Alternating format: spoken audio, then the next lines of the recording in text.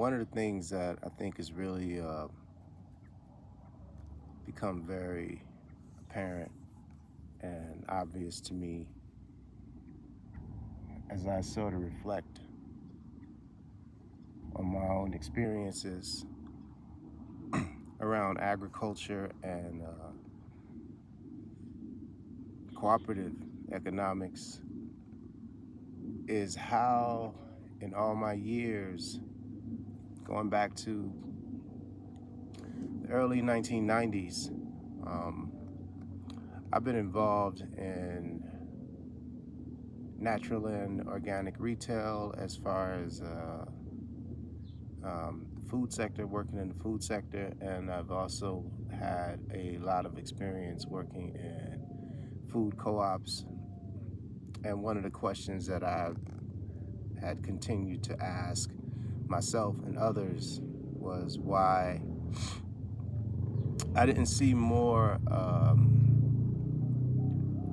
these types of enterprises in the Black community. And so I was generally met with the response of just people not having been exposed to these things. Now, I knew that wasn't the case with agriculture, of course. You know, we had a history in agriculture, deep agricultural history in the United States. But in terms of demonstrations of cooperative economics, especially as it relates to grocery stores and food co-ops and things like that, I was not seeing a lot of that happen. So for years, I kind of sat and tried to figure out how to deliver this idea, communicate these kinds of opportunities to people in the co-op sector as well as people in the Black community, proposing the ideas of food co-ops. And so it gives me a lot of hope in thinking that these can be ways that we can affect change in our community. But, you know, one of the things that I've recently learned through some research is that we actually do have quite a rich history, especially around mutual associations and unions and cooperatives formed in the Black community. In fact, some of the greatest economic contributors to the civil rights movement were Black farmers and people who had formed agricultural co-ops and agricultural mutual associations. And so that was inspiring. And I also learned how many consumer cooperatives had been established in Black communities throughout the country and throughout the U.S. And often co-ops are they don't last forever. You know, they're short-lived. And in many cases, they are developed for a specific reason in response to specific conditions. And once they kind of serve their purpose, they generally sort of just naturally dissolve, or you might have other obstacles that cause them to not be able to continue. But I think it's important to ask the question, why isn't that also a part of the history that I was exposed to in all of my time and energy in these spaces? And it's largely, I think, because a lot of time had passed since those organizations or enterprises had existed, so people didn't have a recent history. But it also makes me wonder whether or not it was intentional, whether the deliberate erasure of history is something that is used to continue to perpetuate the idea that self-determination and cooperative economics are things that we as Black people in this country are just not prepared to explore.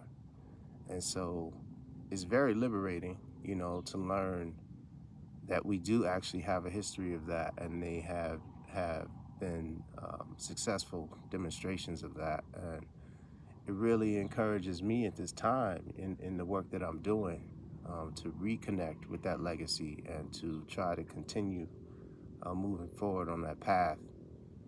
So I just want to really celebrate right now my own experience and share with everybody what I'm doing. I do regenerative agriculture. I operate a community-supported agriculture business called Taylorhood Farms. I am working on a couple different opportunities in reclaiming land, land for indigenous people, land for Black people, through the land trust entities. And I really am just trying to teach, teach, educate, and continue to build.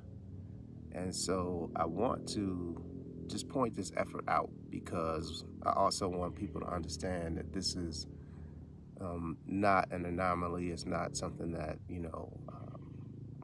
it's really that challenging. It's stuff that I do in large part on my own, but I have allies, I have people who help, and I really want to show appreciation for that. But I really just want to encourage people, when we start thinking about things like food deserts and the lack of economic development in our communities, want to encourage people to research and revisit some of the solutions that we were able to come up with in the past in order to address these issues. And hopefully we can start to reclaim that spirit, reclaim some of that energy, and redirect the trajectory of our communities to something that benefits us and supports us and has these principles attached to them that are reflective of concern for community. So that was what I wanted to put out for the day, or for this time, and just say, I think, we can do it. I think reclaiming our legacy and history with agriculture is critically important. I think exploring the ideas of cooperative economics have demonstrated efficacy, have shown to be, effective. I think those are things that we can also do. And I also feel like, on a personal level, what I've experienced is a very broad spiritual growth from reconnecting with these legacies and practices. So, I think we have that opportunity, and we should take advantage of it. Peace.